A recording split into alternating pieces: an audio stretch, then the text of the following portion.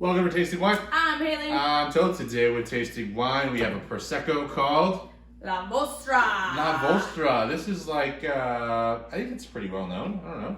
Yeah, I think so. I think it's kind of like up there with La Marca? Yeah. La Marca? La Marca. The blue label. La Merrick. La Merrick? Oh my god, I forget. It's the name. We don't drink a lot of Prosecco, so No, you know. but we want to. But we want to. We do want to start getting into it. We want to. I hope these are the right glasses. It said like a tulip glass. Yeah, for Prosecco. I feel like this gets used a lot in Aperol Spritz. Okay. I mean, that would make sense considering Aperol Spritz is like an Italian thing, and Prosecco is an Italian sparkling wine. So. Oh, you gotta smell this. Look how clear it is. It is super it's clear. Super clear. Yeah, it's like. What? You have more bubbles than me. Why do you have more bubbles? I don't know. It's just better. Just kidding. It's like zesty. It smells a little sweet though. It's like sweet fruit. Huh. It's like honeysuckle, definitely like floral notes. I get a little like green apple. Yeah, there's green apple for sure. Yeah, it's pretty like. Maybe a little peach. Yeah, it's kind of just like, it's not too terribly complex on the nose. It's kind of just like really pleasant with those, I'd say like 3 or 4 things. Yeah, I think it's pretty pleasant. Yeah. Yeah, the honeysuckle for sure though.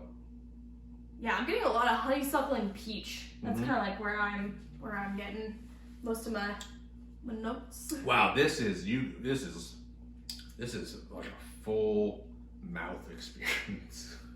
This is like explosion of bubbles in your mouth. Like they come in and they just kind of poof. It literally is like you drink it and the bubbles are everywhere.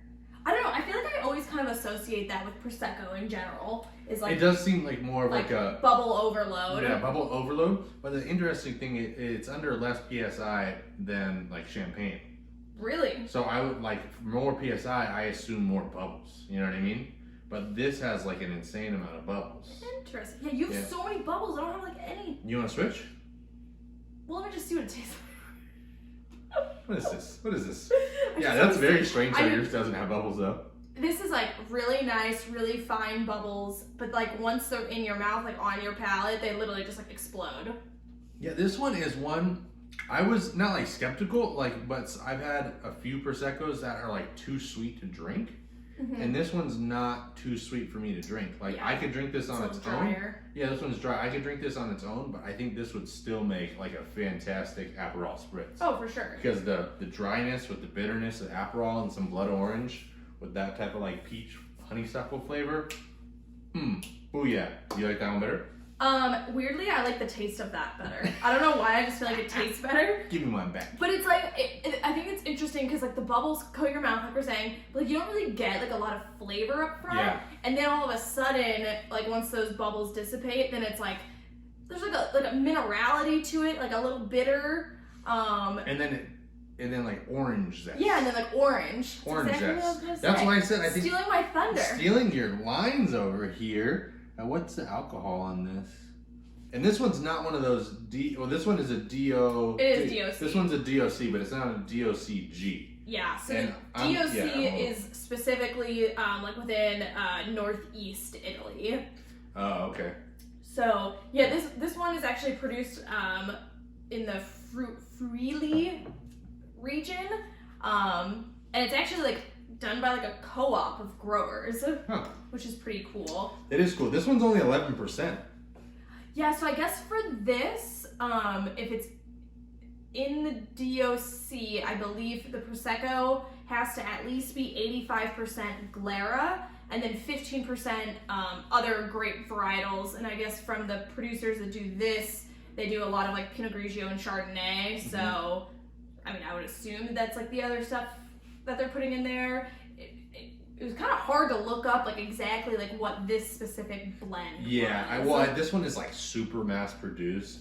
Like, yeah. So I think when they're that mass produced, like they don't really share that much information because it probably changes year to year, and they're probably like back blending to get like a consistent like taste profile. Like this is probably gonna taste basically the same like every not vintage you get, but if you buy it a year from now, it's probably gonna taste pretty similar. But I really like it. Like for $12, this is super good for $12. I know. $12?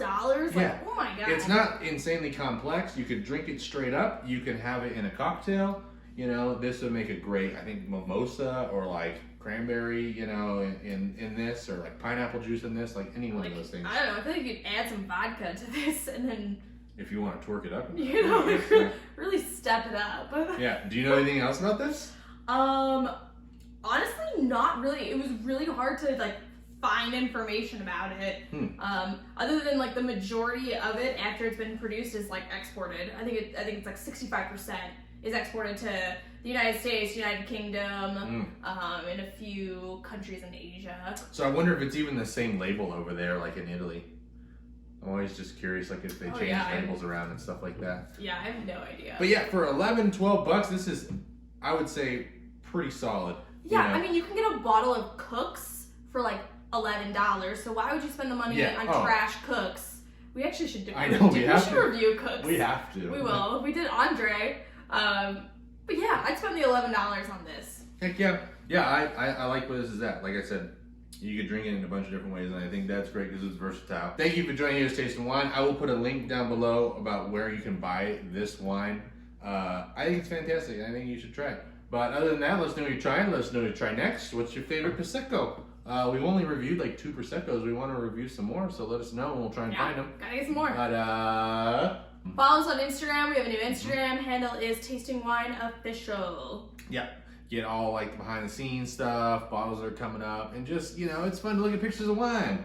And we're thinking about maybe including some pictures of our dog Todd. Yeah, we don't know. Todd we don't know. is wanting to make an appearance. It's funny, when I was waiting for you at the grocery store today, these people had a bet on what type of dog he was. Really? And she's like, "You owe me $10. I told you he's a golden doodle." And I was like, "Yeah." And they're like, "What's his name?" I was like, "His name is Todd." And they're like, "Oh, that's even better."